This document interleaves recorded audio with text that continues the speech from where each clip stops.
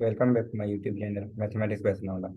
जैसे कि मैंने रिसेंटली एक वीडियो ओवरव्यू चैप्टर 1 पे मैंने अपलोड किया था, मगर उसमें कुछ गलतियां हो गई थी मुझसे, क्योंकि मैं लिखता हूं और पहले एक चीज़, फिर उसमें वॉइस ओवर करने की वजह से फिर चीज़ें बाद में पता चलती है कि गलतियां हुई हैं। अब वो दोबारा रिकॉर्ड करना क्योंकि टाइम लग जाता है, इसलिए मैंने और दोबारा नहीं लिखा। मैंने सोचा कि अलग से मैं प्रिपरेशन की वीडियोस बना दूं, क्योंकि अब थोड़े ही दिन रह गए हैं फाइनल टर्म में। आईसीटी तो हो गया, अब दो रहते हैं, मैथ्स एंड इंग्लिश। तो इंग्लिश तो अलग बात है, मैं मैथ्स के लिए कहा कि टाइम आपके पास कम है, तो चैप्टर में आपको चाहिए क्या उतना रिक्वायर्ड, मैंने कहा कि चैप्टर्स पे बना दूं कि 3 चैप्टर्स इंक्लूड है, तो उसमें से जो चैप्टर 1 है, तो हालांकि मैंने एक बनाया था चैप्टर 1 पे, मगर दोबारा मैंने इसलिए लिखा है ताकि आपको क्या चीज़ें चैप्टर 1 से आनी चाहिए, जिसको मैं कहता हूँ कि take away from the chapter.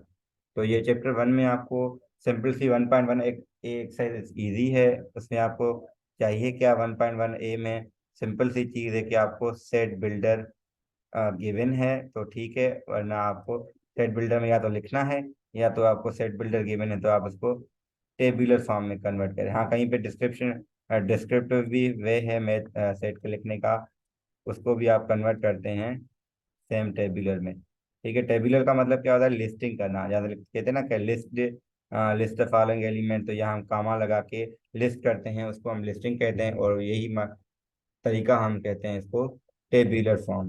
तो मैंने एक चीज समझानी थी, हालांकि पहले भी मैंने कही है कि आपके पास सेट बिल्डर की ये फॉर्म होती है। ये अगर फॉर्मेट समझ गए तो आपको चीजें समझ आ जाएंगी। तो इसमें होता क्या है, हालांकि मैंने ओवरव्यू वाले वीडियो में रखा था कि यहाँ पे आपको चाहिए आउटपुट।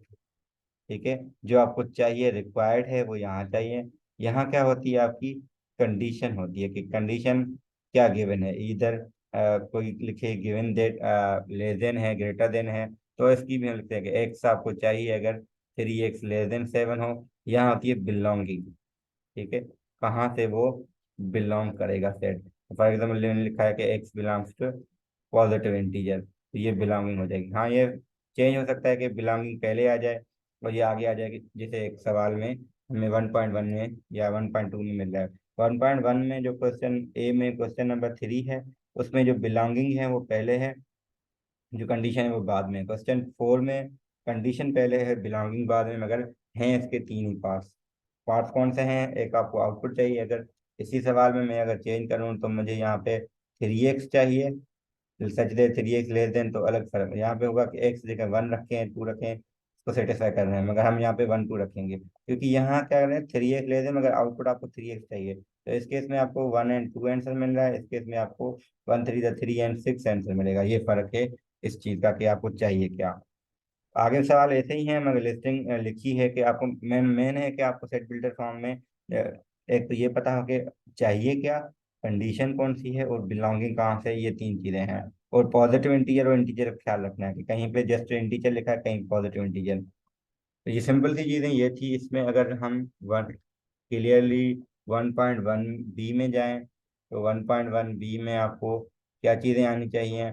सिमिलरली भी हैं कि आपको इसमें जस्ट यूनिवर्सल सेट एक्स्ट्रा है और कोई ए सेट है, कि ये क्यों दिया गया है, आपको कॉम्प्लीमेंट चाहिए तो आप यू में से वो माइनस करते हैं, इसीलिए आपको यूनिवर्सल सेट दिया गया है। तो हर सेट में यूनिवर्सल मोस्टली गिवन है, तो इसीलिए ताकि आप कॉम्प्लीमेंट के एलिमेंट्स फाइंड कर सकें।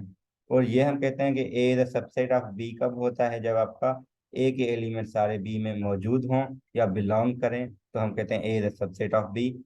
और सिमिलरली यहाँ क्वेश्चन 2 1.1 में आपको दिए गए हैं कि पहले अलग अलग सेट्स हैं, फिर कह रहे हैं कौन किसका सबसेट है, तो वो ट्रू फॉल्स पूछ रहे हैं। ट्रू फॉल्स आपसे तो पेपर में नहीं पूछेंगे, पेपर जो आ सकते हैं ना इसमें से थोड़े कम चांसेस है 1.1 ए और बी में। हाँ, कहीं पार्ट्स हो सकते हैं, एक ही सवाल में 3 पार्ट्स हो या 4 तो हो सकते हैं, वरना इसके चांसेस कम है। हमारे 1.2 जो है ना उसकी ज्यादा चांस है, क्योंकि वो थोड़ा इम्पोर्टेंट तो अलग चीज, मगर उसमें हम यही सेट बिल्डर पढ़ते हैं।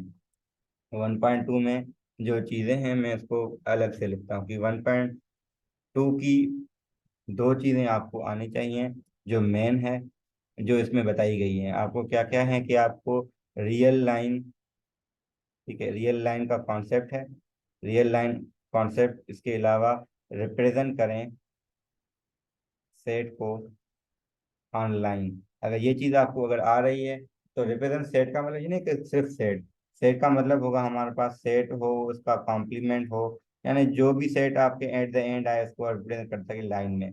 तो मैंने लिखे थे हालांकि सवाल उसमें भी, मगर उसमें थोड़ी गलतियां थोड़ी बहुत हुई थी, इतनी नहीं, मगर मैंने वहाँ पे क्लियर फिर वैसे भी किया था। एक स्टूडेंट ने मुझे भेजा था कि सर आपकी गलती थी, तो मैंने देखा कि बाद में मुझे पता चला। तो अगर ये कंडीशन मैंने लिखी है, where x belongs to real, एक ये चीज है। एक लिखी है x such that x less than 3, तो इसमें फर्क है। और एक्स रियल, यहाँ भी रियल हो, यहाँ पॉजिटिव रियल यहाँ भी कह दें, यहाँ भी कह दें। फर्क क्या हो गया, यहाँ पे 1 से लेके 3 है, मगर ये 1 से लेके नहीं, ये आपका होगा एक्चुअल में 0 और 3 के दरमियान है, क्योंकि 0.1 0 पॉइंट समथिंग जो भी नंबर होंगे वो सारे इस वाले में आ जाएंगे, इस पे नहीं आएंगे, क्योंकि यहाँ 1 से स्टार्टिंग है। हाँ, अगर मैं यहाँ पे भी ये एक्सक्लूड कर दूं, मतलब जस्ट आपका क्या हो लिखा हो यहाँ पे लेस देन लिखा हो, तो फिर हम यहाँ 1 पे इंक्लूड नहीं करेंगे। वरना क्या होगा, अगर ऐसे ही लिखा है इसका मतलब 1 इंक्लूड करेंगे। तो स्टूडेंट गलती कर रहे थे मेरे पास, जिन्होंने आंसर भेजे थे, मैंने कुछ सवाल उनको दिए थे, तो उसमें यहाँ 1 है, यहाँ 3 है, यहाँ 0। तो जब पॉजिटिव रियल लिखा होगा तो हम क्या करेंगे, यहाँ से स्टार्ट करेंगे, यहाँ तक जाएगा। और दोनों इंक्लूड एक्सक्लूड कब नहीं होते वो हमें पता होने चाहिए, कि अगर यहाँ इंक्लूड की सिंबल लिखी है तो हम ये वाला डॉट फिल कर देते हैं, ये इसका मतलब ये इंक्लूड है। तो अगर आपको सेट लिखना आ रहा है तो उसके कॉम्प्लीमेंट भी लिखने आने चाहिए, कि सेट को हम रिप्रेजेंट कैसे करते हैं। पर लाइक हम अगर सेट कोई लिखा है,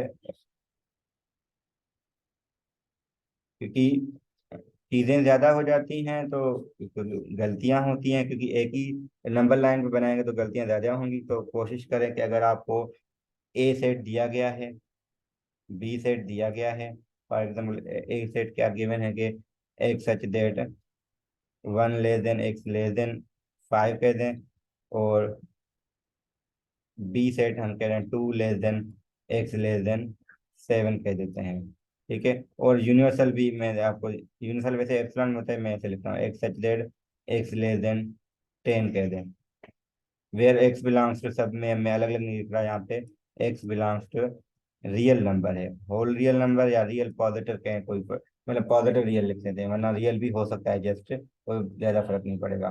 फर्क क्या होगा, हम इसमें लाइन लगाएंगे, रियल लाइन आपकी बनेगी कैसे, ऐसे हम बना के, अब यहाँ जो इसकी ट्रिक है ना, आप क्या करेंगे, 1 5 2 7 जो यूज हो रहे हैं वो सारे यहाँ पहले पॉइंट करें, 1 2 3 नहीं है, फिर 4 नहीं है, फिर 5, फिर 7 है, फिर 10 है, ये चार आगे सब है। अब ए को रिप्रेजेंट करें तो क्या होगा, ए 1 से लेके 5 तक है, मगर 5 इंक्लूड आपका नहीं है, तो हम 1 से लेके 5 तक जाएंगे। तो मैं यहाँ किसी में एक यहाँ ये इंक्लूड कर रहा हूँ, ये ताकि थोड़ा समझ आ जाए कि हम कैसे कर रहे हैं। तो इसमें मैं 5 इंक्लूड कर रहा हूँ, और इस वाले में क्या होगा, 2 से लेके 7 तक। अगर 7 इंक्लूड नहीं है मगर 2 आपका इंक्लूड, इसका मतलब इंक्लूड होता है। तो ये चीज़ें हो गई। तो और यूनिवर्सल भी हम अगर लिखें तो यूनिवर्सल आपका क्या है, 0 से क्योंकि लेस देन 10 है, जैसे मैंने पहले कहा आपके 0 से लेके 10 तक होगा, मगर 10 और 0 दोनों एक्सक्लूडेड हैं। अगर मैं यहाँ इंक्लूड करता हूँ तो यहाँ भी 10 इंक्लूड हो जाएगा। ये इंटरेस्टिंग बनाने के लिए एक हमने बना दिया। अब हम यहाँ पे देखें कॉम्प्लीमेंट भी लिख सकते हैं। एक मैंने एग्जाम्पल उस ओवरव्यू वाले वीडियो में किया था, मगर कुछ ने देखे कुछ ने नहीं देखे, वहाँ भी गलतियाँ हों शायद, गलतियों की वजह से शायद आपको समझ ना हो, तो मैंने कहा ये चीज़ दोबारा हो जाए, क्योंकि ये ज़्यादा इंपॉर्टेंट है इस एक चैप्टर की मेन, क्योंकि 1.3 मुश्किल थी मगर वो इंक्लूड नहीं है, तो इनके ज़्यादा चांसेस हैं आने के। कंफर्म नहीं है कि सवाल आएंगे, मगर ये क्लियर होने चाहिए। अब मैं सवाल लिखता हूँ कि ये सेट हमने ए लिखा था, ये बी था, तो मैं फिलहाल करना चाह रहा हूँ बी का कॉम्प्लीमेंट। तो बी का कॉम्प्लीमेंट क्या होगा, इसको मैं कलर अगर थोड़ा चेंज करूँ क्योंकि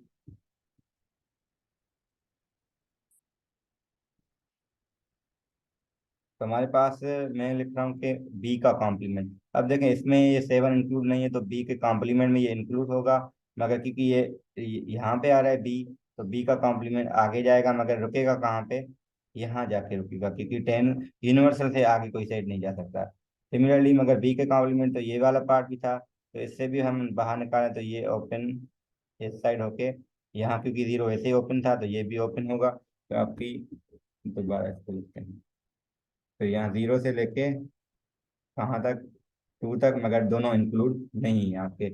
ये आपका किसको शो करेगा, ये हमने शो किया है बी का कॉम्प्लीमेंट, ये भी आपका बी का कॉम्प्लीमेंट। कुछ ऐसे ना लगे कि मैंने कुछ और लिखा है, सेट के रिलेटेड नहीं है तो मैं इसको ऐसे लिखा हूँ। ये हमारा बी कॉम्प्लीमेंट है। सिमिलरली हम अगर ए का कॉम्प्लीमेंट लिखना चाहें वो कैसे करेंगे? तो ए का कॉम्प्लीमेंट ए देखना है कि ए आपका ये जिसमें एक सेट में तो कॉम्प्लीमेंट में नहीं होगा, तो यहाँ वो लेफ्ट में जाएंगे, जीरो तक रुकना है, ठीक है, जीरो इंक्लूड नहीं करना। यानी आगे पीछे हो रहा लिखने में, मगर ठीक है, कॉन्सेप्ट क्लियर होना चाहिए। सिमिलरली फाइव से ऑनवर्ड फाइव इंक्लूड नहीं होगा, यहाँ जाके टेन इंक्लूड हो जाएगा। तो ये आपका ए कॉम्प्लीमेंट। अब इंटरसेक्शन वगैरह हम इजीली कर सकते हैं।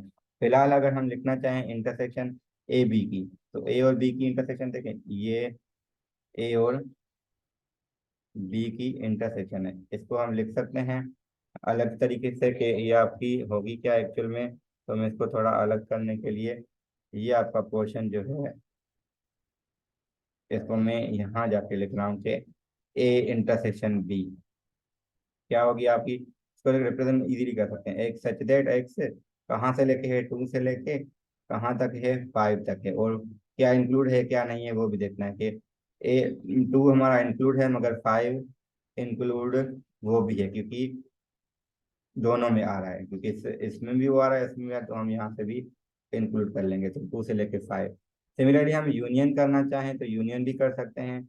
ए यूनियन बी क्या हो जाएगी आपकी, वन से लेके सेवन तक, ठीक है। मैं एक सच दैट एक्स लिखना है वन से लेके सेवन, क्योंकि वन से स्टार्ट सेवन तक है, मगर वन और सेवन दोनों इंक्लूड नहीं है, क्योंकि वन टू सेवन में टू टू फाइव वाला सारे आ जाएंगे। मतलब देखें, मैंने यहाँ पे अलग से नहीं लिखा, अगर लिखना चाहूँ मतलब शेयर करना चाहूँ तो क्या बनेगा।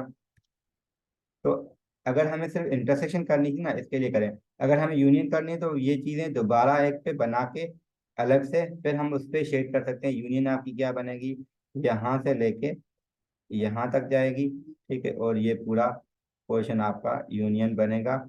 ये सारा यूनियन है, ठीक है। इस यूनियन में होगा क्या, वन से लेके सेवन, मगर वो इंक्लूड नहीं है, तो इसको हम ऐसे नहीं लिखना है, तो मैं इसको अनडू कर रहा हूँ। तो सिमिलरली हम ने कॉम्प्लीमेंट्स लिखे हैं, तो कॉम्प्लीमेंट की इंटरसेक्शन भी लिख सकते हैं। हाँ, A complement intersection B complement में दो पार्ट्स आते हैं, दो, क्योंकि दो क्यों आ रहे हैं, क्योंकि ए कॉम्प्लीमेंट हमारा ये ए कॉम्प्लीमेंट हमारा बिलू वन है, ये ए कॉम्प्लीमेंट है, और ये हमारा बी कॉम्प्लीमेंट। तो इसमें देखें हमारा ये पार्ट कॉमन है, और इसमें अगर इस साइड देखें तो क्या पार्ट कॉमन आ रहा है आपका, हमारा ये वाला पार्ट कॉमन आ रहा है। तो इसको कैसे लिखना है आपको, इसको हम लिख सकते हैं एक्स सच डेट। अब देखें दो चीजें हैं, जीरो से लेके टू तक या वन तक, वन तक है क्योंकि, और दूसरा पार्ट क्या आ रहा है आपका, फाइव से लेके, सॉरी, सेवन से लेके और टेन तक, ठीक है, क्योंकि दोनों कॉम्प्लीमेंट में हमारा नहीं था वो टेन तक, तो वो वाला पोर्शन आ जाएगा, तो इसमें हम और लिखेंगे। तो ऐसे सवाल के ज्यादा चांसेस हैं, एक तो कि क्योंकि ये चीजें बाकी कंपैरिजन में थोड़ी मुश्किल थी, मतलब पहले जो ये थे ना ज्यादा इजी है न। इंटीजर के केस में आ सकता है, ऐसा नहीं कि नहीं आ सकता, वो आप कर भी सकते हैं। यहाँ अगर किसी को इशू रहा तो मैंने कहा कि इस पे मैं अलग से थोड़ी डिस्कशन कर लूँ एक डिटेल में, क्योंकि मेरे पास वो पहले मैंने पावर पॉइंट बनाए थे तो वहां से ठीक नहीं लगा था। मैंने कोशिश की थी कि किसी चैनल के थ्रू या किसी रिसोर्स से मैं यूज करूं। तो ये चीजें हो गई। अगर हम अभी हम लास्ट चीज करना चाह रहे हैं इस चैप्टर की, जो ज्यादा इम्पोर्टेंट है अभी, जिसके और चांसेस हैं, क्योंकि लास्ट टाइम फाइनल टर्म में ये चीजें आई थी, इंक्लूड थी, तो हमारा वेन डायग्राम।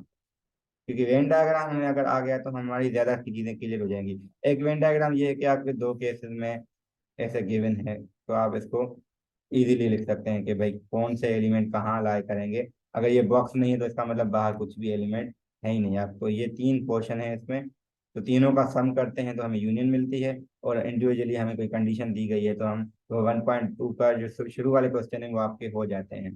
जब क्वेश्चन नंबर 5 आता है 1.2 का, ठीक है, तो क्वेश्चन नंबर 5 में ऐसी चीजें हो जाती हैं कि आपको तीन सेट्स गिवन है।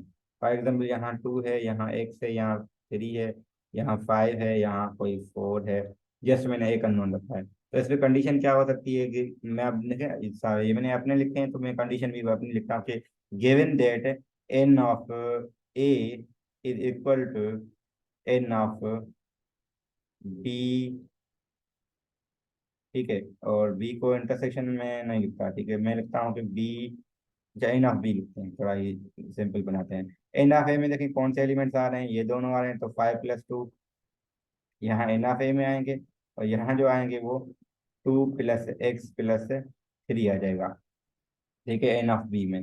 अब n of B equal n of A लिखा, तो हमने टू टू कैंसिल कर सकते हैं यहाँ पे, तो 5, अब 3 यहाँ आ जाएगा, तो एक्स इज इक्वल टू आपको 2 मिलेगा, तो ऐसे हम अननोन फाइंड कर सकते हैं। सिमिलरली मैं यहाँ पे अगर 4 की जगह 4 को मैं वाई लिख लेता हूँ, और कोई कंडीशन लिख रहा हूँ अलग से कोई के n of A intersection B is actually n of C, तो ये नई कंडीशन मैंने बना दी।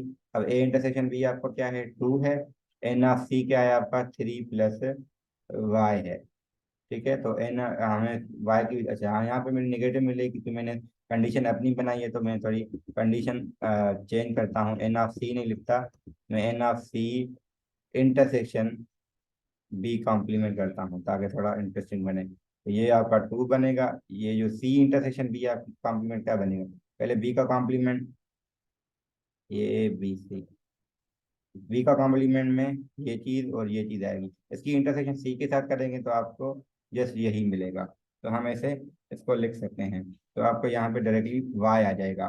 तो ये मैंने वाई इसलिए लिखा था वरना निगेटिव आ रहा था, मैंने कंडीशन अपनी बनाई थी इसीलिए। तो ये चीजें हैं क्वेश्चन में, फिर उसके बाद जो क्वेश्चन इसका आता है हमारा, तो इसके बाद हमारे पास क्वेश्चन जो आ रहा है वो 8 आ रहा है। क्वेश्चन 8 में मतलब रिलेटेड टू, अब वेन डायग्राम मुझे थोड़े बताने थे कि हम वेन डायग्राम बनाएं कैसे, अगर आपको ये चीज दी गई है A intersection B union B intersection C, something like that, तो हम क्या करेंगे, इसमें पहले एक ये बना देंगे, मगर सेट जो है ना स्टूडेंट गलती क्या करते हैं, यहाँ पे 2 सेट है तो 2 के लिए लिखते हैं, हालांकि ओवरऑल इन्वॉल्व 3 सेट है तो आप बनाएंगे 3, शो आप ये सी चीज को करें, तो आपकी ये अगर ए है, ये बी है, ये सी है, तो आप क्या करें ए इंटरसेक्शन बी, तो ए इंटरसेक्शन बी में आपके पास क्या आएंगे, ये पोर्शन आएगा एंड ये पोर्शन आएगा। इसको मैं कैसे करवाता हूँ स्टूडेंट्स को, मेरा तरीका थोड़ा अलग होता है, मैं थोड़ा उसको फोकस करूँ, ये आपको शायद काम आ जाए कि मैं थोड़े सेट्स एक तो क्लियर लिखें, ठीक है, क्लियर लिखने के बाद अब हम डिसाइड करते हैं कि आपका क्वेश्चन आएगा कैसे, तो शेड एंड में करना है, तो वो कैसे करेंगे कि हमें ए इंटरसेक्शन बी बनानी है, तो हम लिखेंगे ये ए इंटरसेक्शन बी का हमने डायग्राम बना दिया, तो ये अलग से बनाएंगे जिसमें बी इंटरसेक्शन सी, तो बी इंटरसेक्शन सी आपको ये चीजें मिल गई हैं। अब देखना है इन दोनों में, देखें कॉमन, इन दोनों की हमें क्या करनी है, यूनियन करनी है, यूनियन करने के लिए क्या करते हैं हम, मिलाते हैं, तो ये पोर्शन इस, क्योंकि यूनियन में क्या होता है तीनों में से किसी एक में वो तो आ जाएगा, तो आपको जो यूनियन आपको मिलेगी एट द एंड वो कुछ यूं बनेगी कि ये पोर्शन भी है, ये भी है, ये भी है, तो अब इस एंड में आप भले इसको शेड करें, सॉरी शेड करें, तो आपको ये मिलेगा डिफरेंस। तो मैंने यहाँ पे ये लिखा है, अगर मैं यहाँ पे ये कर दूँ कि A intersection B intersection with B intersection C, क्योंकि दोबारा फिर मैं ये बनाऊंगा यहाँ पे, ठीक है, फिर तीसरे में मुझे करनी है इन दोनों की इंटरसेक्शन, तो इन दोनों में देखिए कॉमन आपको जो मिलेगा वो मिडिल वन मिलेगा, तो आप इसको शेड कर सकते हैं, ये आपको ऐसे मिल जाएगा, ठीक है, इसी पे ही हम बहुत सारी चीज़ें कर सकते हैं, तो सिंपल सी चीज़ें और थोड़ा इसको कॉम्प्लिकेट बनाएं अगर, तो ऐसे हो सकता है कि A complement intersection B union C, थोड़ा मैंने अपनी तरफ से लिखा है, अब देखेंगे क्या बनता है, मुझे भी नहीं पता एट द एंड आंसर क्या आएगा। A complement A B C, तो ए कॉम्प्लीमेंट मतलब ए के अलावा ये पोर्शन है, तो जैसे मैंने तरीका बताया था कि मैं इसको कैसे लिखूंगा, this portion in this portion और in this A complement. Similarly दूसरा बना दें हम बी के लिए, बी में कौन से आ रहे हैं, ये ए है, ये बी है, ये सी है, तो बी में आपको ये 4 पार्ट आ रहे हैं। फिर हम क्या करेंगे, इन दोनों की इंटरसेक्शन करेंगे, तो थर्ड बना दें, जब कॉम्प्लीमेंट इन्वॉल्व हो ना तो एक स्टेप बढ़ा दें, या कॉम्प्लीमेंट नहीं है तो फिर इजी हो जाता है। तीसरे में हमें क्या करना है, इन दोनों की इंटरसेक्शन करनी है फिलहाल, तो मैं लिखना चाह रहा हूँ कि इन दोनों में कॉमन पार्ट कौन सा आएगा, आप देखें ये पार्ट नहीं है, एक में है दूसरे में नहीं है, ये वाला पार्ट अगेन नहीं है, ये वाला पार्ट है और सिमिलरली ये भी पार्ट है, मगर हमारे पास जो आंसर आएगा वो फिलहाल ये आएगा। ये हमारे क्या आएंगे, ए कॉम्प्लीमेंट इंटरसेक्शन बी हमारा इस केस में आया है। अब हम करना चाह रहे हैं इसमें, क्या करना चाह रहे हैं, यूनियन। तो यूनियन के लिए फिर हम इसी चीज को, अगर हम वैसे भी लिख सकते हैं कि मैंने एक पे सी अलग से बना दिया, एक ये हो सकता है। मैंने सी बनाया है फिलहाल, ठीक है, सी मैंने इसी पे बना के, अब मैंने कहा ये सी है, इसमें मुझे ये इंक्लूड करना है। अब देखें ये वाला पोर्शन इसमें ऑलरेडी था सी की वजह से, जस्ट इसमें ये आएगा, अब ये आ गया। अब इसको आप करें शेड, तो आपको सारा मिल गया। एंड में करना था, करने से फायदा क्या होगा कि आप डिसाइड कर सकते हैं, वरना गलतियां हो सकती हैं, इधर से शेड हो जाए। तो टिक मार्क करने से ये फायदा होगा कि आपको क्या मिलेगा। हाँ, अगर ये से भी कर सकते हैं, यहाँ आप क्रॉस लगा दें, ताकि आगे वाले को भी कंफर्म हो कि आपको चीजें आ रही हैं। तो क्रॉस और टिक का मतलब कि ये पोर्शन हम डिसाइड कर रहे हैं कि एट दी एंड क्या आएगा, कि इस पोर्शन में क्या है इसमें। तो ये चीजें थोड़ी मुझे माइंड में आई थी, तो मैंने अभी स्टूडेंट से डिस्कस की। शायद मेरे वीडियोस में वो हो ना हो, मुझे भी नहीं पता कि मैंने वेन डायग्राम उस टाइम कैसे बनाया था। तो मैंने सोचा कि जितने स्टेप्स आप करेंगे उतना आपके लिए भी फायदा है, और आगे जो बैठा होगा वो उसको चेक करने में आसानी लगेगी, वो ये समझेगा कि आपको आइडिया क्लियर है। तो अच्छा, ये भी सवाल है यहाँ पे, एक मैं लास्ट पेपर में देखे हैं कि आपको डायग्राम गिवन है, फॉर एग्जांपल ये गिवन है, अब बताएं कि ये किसका डायग्राम है। ठीक है, तो ये डायग्राम किसका है आप कैसे देखेंगे, कैसे पता चलेगा। अब देखें ए इंटरसेक्शन बी भी नहीं है, क्यों नहीं है A intersection B, A intersection B में ये पोर्शन भी आ जाता है। ए इंटरसेक्शन बी में हमारा ये पोर्शन भी आता है, सॉरी, मैं अगर थोड़ा शेड अलग से करूँ तो, हालांकि ए इंटरसेक्शन बी में आपका ये पोर्शन भी आना चाहिए था, मगर ये इसमें नहीं आया। इसका मतलब ये है कि आपकी जो ए इंटरसेक्शन बी के साथ है, वो मुझे जो लग रहा है अब ये आना चाहिए। देखिए सी कॉम्प्लीमेंट में क्या होता है, ये चीज़ें आ जाती हैं। तो ये आपका एक, ये आपकी जो थी इंटरसेक्शन, ए इंटरसेक्शन बी ये थी, और ये आपका तीनों, ये तीनों जो है आपकी सी कॉम्प्लीमेंट में आ जाते, तो इसकी इंटरसेक्शन होगी। तो फिर आपका ये आएगा। तो ऐसे भी आ सकते हैं कि डायग्राम दे कि नहीं ये किसको रिप्रेजेंट कर रहे हैं, तो ये भी आप बना सकते हैं। फिर कुछ रीजन देखें कि भैया हमने ये इसका बना था, तो थोड़ा स्टेप मतलब देख जाएंगे कि फाइनल आंसर अगर ये आया तो ये कैसे बन सकता है। तो ऐसे पास पेपर मैंने एक देखा था, उसमें ये ऐसे सवाल भी थे। तो दोनों वाइस वर्सा आपकी प्रैक्टिस हो तो अच्छा है, क्योंकि डायग्राम बनाना आना चाहिए। डायग्राम देख के आप एक्सप्रेशन बना दें उसका कि इन टर्म्स ऑफ सेट क्या होगा। तो एक तो जो हमने लिखा था कि ए बी सी आपको सेट नोटेशन में गिवन है, तो उसको वापस आप सेट नोटेशन में लिखें, तो उसको हम सेट नोटेशन कहते हैं, क्योंकि वो सेट बिल्डर फॉर्म एक्चुअल में सेट नोटेशन होती है जब रियल नंबर पे हम बात करते हैं, रियल लाइन में कैसे में बात करते हैं। तो वेन डायग्राम, नंबर लाइन ज्यादा इंपॉर्टेंट है, मगर शुरू की भी प्रैक्टिस हो तो। वैसे चैप्टर इजी था, मैंने स्टार्ट किया है, तो अब मैं चैप्टर दूसरा 7 में स्टार्ट करूंगा, जिसमें मैं थोड़ी प्रिपरेशन गाइड बताऊंगा क्या चीज़ें आपकी इंपॉर्टेंट है चैप्टर 7 में। Thank you.